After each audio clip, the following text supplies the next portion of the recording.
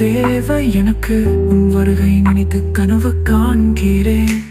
கனவுகள் உன் பிம்பம் மட்டுமே. நீ இல்லாமல் என்னை வீழ்ச்சியானேன். உன்னோடு வாழ்ந்த தருணங்கள் மட்டும் என்னை வாழச் சொல்கின்றன. ஆனால் மனம் நொறுக்குதே.